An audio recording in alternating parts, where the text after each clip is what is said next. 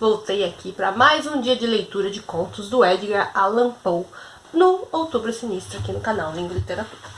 Então aqui eu tô lendo essa edição da editora Pandora, que eu já mostrei pra vocês o boxzinho, super fofo, né? Super simples assim, mas super legal.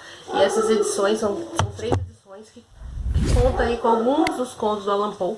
Não são todos, né? Então alguns eu vou pegar da internet mesmo, mas esses aqui que tem no livro eu tô lendo direto do livro, tá? E agora, né, hoje aqui, eu vou ler pra vocês o conto A Máscara da Morte Vermelha, um conto de 1842, tá bom? Então já vou pedir meu like, já vou pedir que você se inscreva no canal se ainda não for inscrito, compartilhe muito com seus amigos esse vídeo e também ative as notificações. Se ainda não tiver ativado, ativa o sininho lá para você receber todas as notificações aqui do canal, tá bom? Então bora lá começar mais uma leitura de contos do Allan Poe. E essa citação ela é bem curtinha, ó. É do próprio Allan Poe. Tudo que amei, amei sozinho. Então, vamos começar mais uma leitura desse conto. Tá pronto? Vamos lá. Bom, por muito tempo, a morte vermelha devastara o país.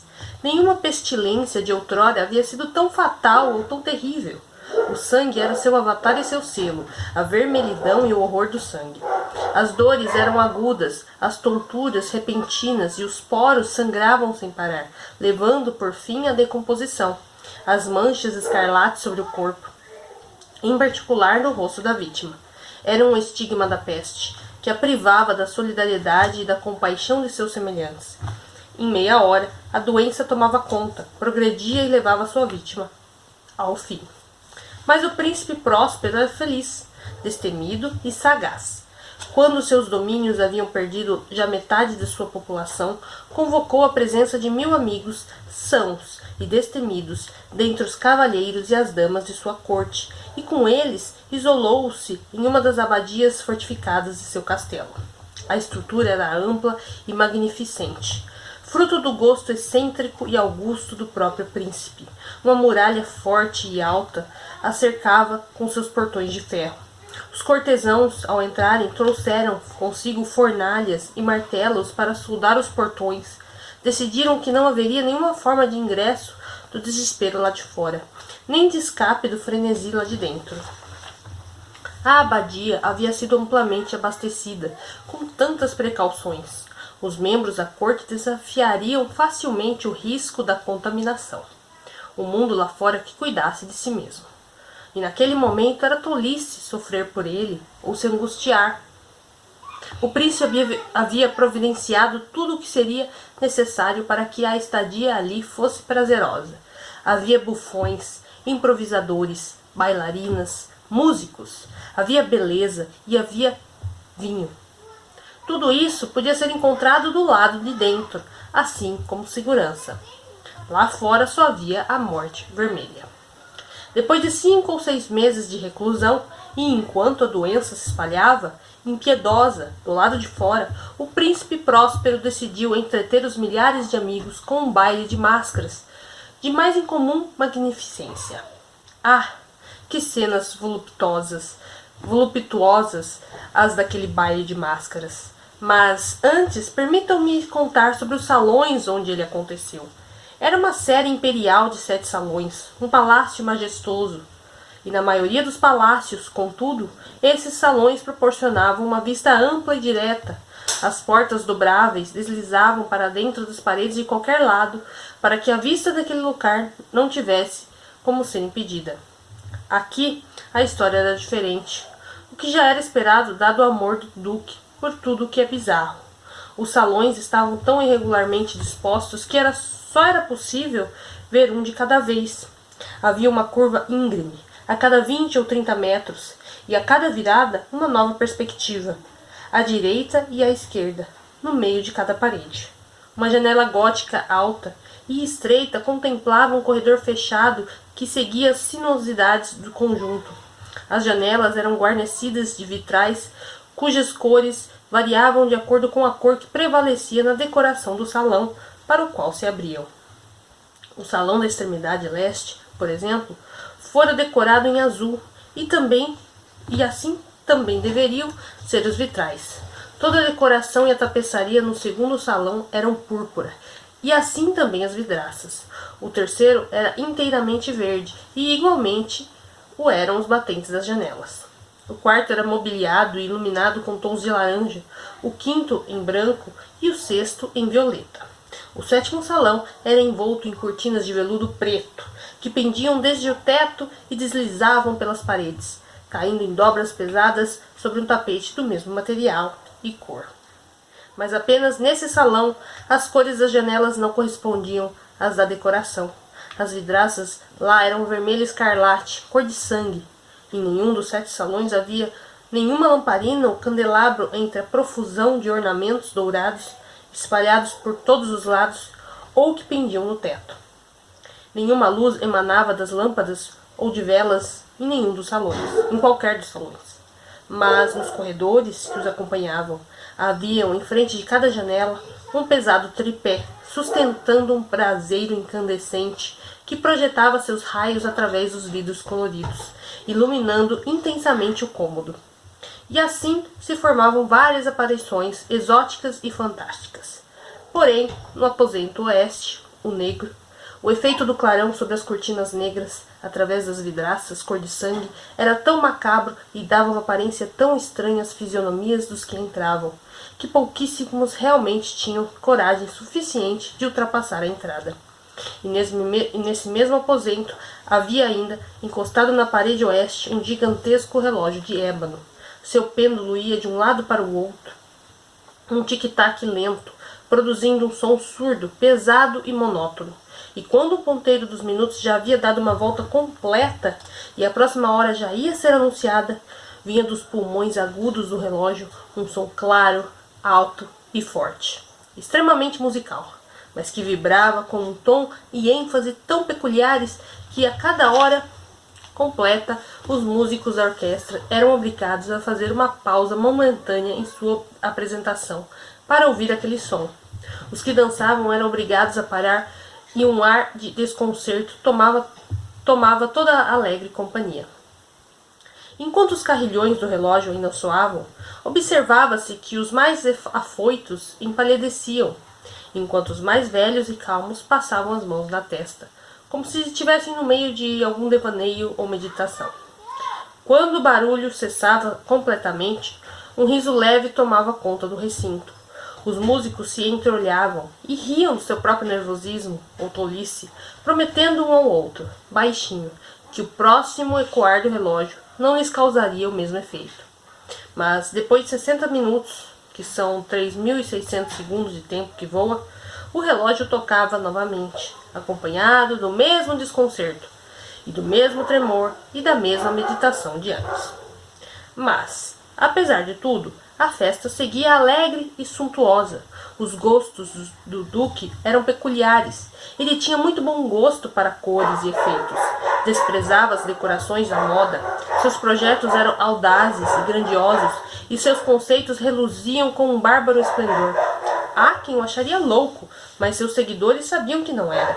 Era necessário ouvi-lo, vê-lo e tocá-lo para ter certeza de que seu juízo era perfeito. Ele mesmo havia comandado a caprichosa decoração dos 7 salões para a ocasião dessa grande festa, e as fantasias tinham sido escolhidas segundo a sua orientação. Eram, sem dúvida, grotescas. Havia muito brilho, esplendor, coisas chamativas e espectrais. Muito do que, desde então, pode-se ver em Hernani. Havia figuras humanas, arabescas, com membros e adornos desproporcionais. Havia delírios extravagantes como somente um louco criaria. Havia muito de belo, muito de atrevimento, muito de bizarrice, um pouco de terrível e não pouco de coisas que poderiam causar repugnância. Para lá e para cá, nas 7 salas, uma multidão de sonhos se movimentava, e esses sonhos se contorciam por todos os lados, assumindo o matiz dos salões, e fazendo a música intensa da orquestra parecer um eco de seus passos. Mas logo o relógio de ébano, que ficava no salão aveludado, badalava. Então, por um momento tudo parava e tudo silenciava, a não ser pelo som do relógio. Os sonhos permaneciam congelados onde estavam, mas os ecos do carrilhão desvaneciam após terem durado apenas um instante, e um riso leve, meio reprimido, ecoava depois que o som morria. E logo depois, a música começava novamente. Que os sonhos se viviam. Rodopiavam de lá para cá mais alegres do que nunca, assumindo os matizes dos vários vitrais. Mas à câmara, mais do oeste de todas as 7, nenhum mascarado se aventurava, porque a noite já avançava e a luz avermelhada refletia um vermelho ainda mais sanguíneo. A escuridão dos tecidos causava medo, e aqueles que chegassem a pisar nos tapetes negros ouviriam o som abafado do relógio de ébano e ouviriam mais solenemente enfático do que qualquer som que alcançava os ouvidos daqueles que se deleitavam na alegria dos demais salões. Havia muita gente nesses outros aposentos, e neles o coração da vida batia fervorosamente. E a festa continuou, rodopiante, até o relógio soar meia-noite. Então a música parou, como já disse antes, e os que dançavam pararam também. E assim, como em todas as outras vezes, uma atmosfera desconfortável imobilizou todas as coisas. Mas dessa vez o relógio faria 12 badaladas, e por isso aconteceu. Talvez que pensamentos mais demorados e mais profusos tenham se inserido nos devaneios daqueles que meditavam. E assim também, antes que o último som da última badalada se tornasse silêncio, muitos dos convivas perceberam a presença de uma figura mascarada que até então não havia atraído a atenção de ninguém. Os rumores sobre a presença desse indivíduo se espalharam inicialmente aos sussurros pelo salão, crescendo, e depois, para um burburinho, um murmúrio que expressava a desaprovação e surpresa dos presentes.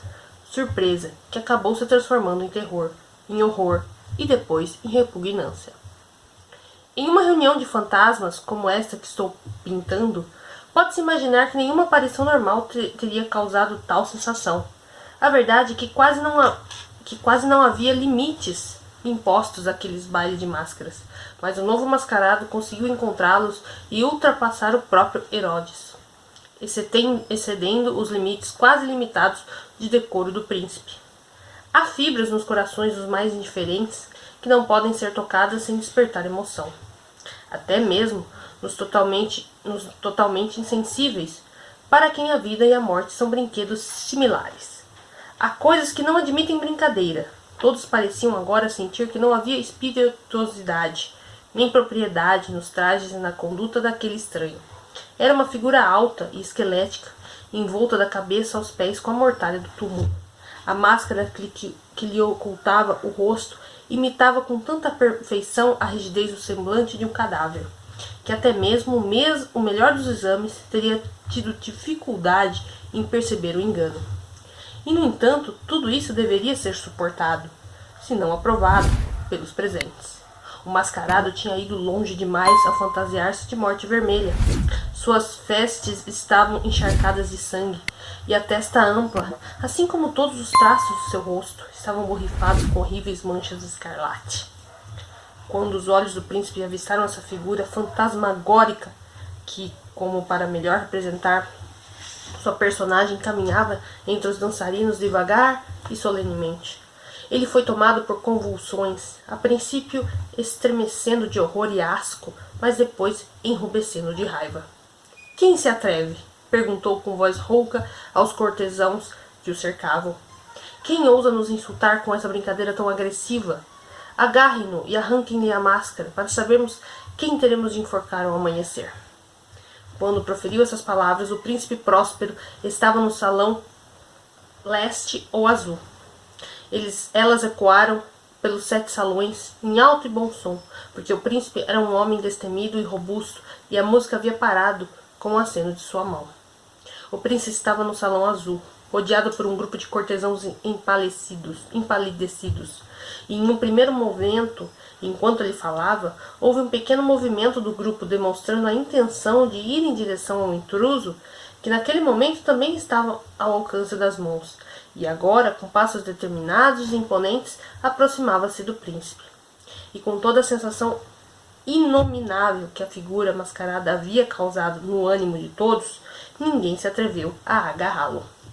De modo que, desimpedido, ele passou a 1 metro do príncipe, enquanto os cortesãos, como que por impulso, se afastaram do centro do salão e se encolhiam contra as paredes. Ele continuou em seu caminho sem interrupção, com o mesmo passo solene e medido que havia chamado a atenção desde o início, do salão azul para o roxo, do roxo para o vermelho, do roxo para o verde, do verde para o laranja, e daí até o branco e mesmo até o violeta, antes que qualquer movimento fosse feito para detê-lo. Foi então que o príncipe Próspero, tomado pela raiva e com vergonha de sua covardia momentânea, correu pelos 6 salões, sem que ninguém o seguisse, dado o terror que havia tomado conta de todos. Brandia no ar uma adaga desembainhada e se aproximou, em rápida impetuosidade, a 3 ou 4 passos da figura que se retirava, que, tendo chegado à extremidade do quarto de veludo, virou-se do súbito e confrontou o príncipe. Ouviu-se um grito agudo e a adaga caiu ao chão, brilhando no tapete preto, e mesmo sobre o qual caiu, morto instantes depois, o príncipe Próspero. Reunindo uma coragem súbita, dado o desespero do momento, um grupo de mascarados entrou correndo no salão negro e, agarrando o mascarado, cuja figura alta permanecia ereta e imóvel à sombra do relógio de ébano, gritaram com horror inexprimível ao perceberem que as suas vestes e a máscara cadavérica que haviam agarrado de forma tão violenta e agressiva não continham nenhuma forma humana tangível. Só então reconheceram a presença da Morte Vermelha. Ela havia vindo como um ladrão na calada da noite. Um a um, os cortesãos tombaram nas paredes borrifadas de sangue dos salões da folia e morreram, cada um com o mesmo semblante de desespero com que haviam tombado. E o relógio de ébano parou de bater com o coração do último dos foliões. E as chamas das lamparinas se apagaram, e a escuridão, a ruína e a Morte Vermelha estenderam seu domínio sobre tudo. E aí a gente conclui a leitura desse conto. E é isso, gente. Espero que vocês tenham gostado do conto A Máscara da Morte Vermelha. Eu curti bastante, foi a primeira vez que eu li esse conto e achei bem legal, bem surpreendente, assim, a ideia, assim, do conto em si. A ideia, né, do príncipe tá lá achando que tá livre de ser, né, todo mundo morrendo, mas lá dentro ele acha que ele tá super de boas, né, tipo, nada pega ele lá. E a morte entra no baile de máscara e acaba matando todo mundo. Primeiro ele, depois o resto do povo, né, então é isso aí. Pra pensar, né, gente? Gostei, curti. Hoje à noite tem O Poço e o Pêndulo, um dos meus favoritos, né, dos meus contos favoritos da Allan Poe. Berenice também é muito legal. E eu curti bastante também Os Caravelos de Ouro, achei bem doido, mas bem legal. E O Enterro Prematuro também. Aliás, todos os contos são muito legais, mas assim, os meus favoritos com certeza é O Poço e o Pêndulo, que eu vou ler hoje à noite, e Berenice também, bem bizarro. Mas eu espero que vocês estejam gostando. Deixa aqui nos comentários se você curtiu esse conto e qual é o seu conto favorito. Beleza? Obrigada, gente. Hoje à tarde tem último dia de leitura de A Mulher na Janela. Conclusão aí da leitura, então conto com você, hein? 3 horas da tarde, A Mulher na Janela, aqui no canal. Beijo, até o próximo vídeo. Tchau, tchau.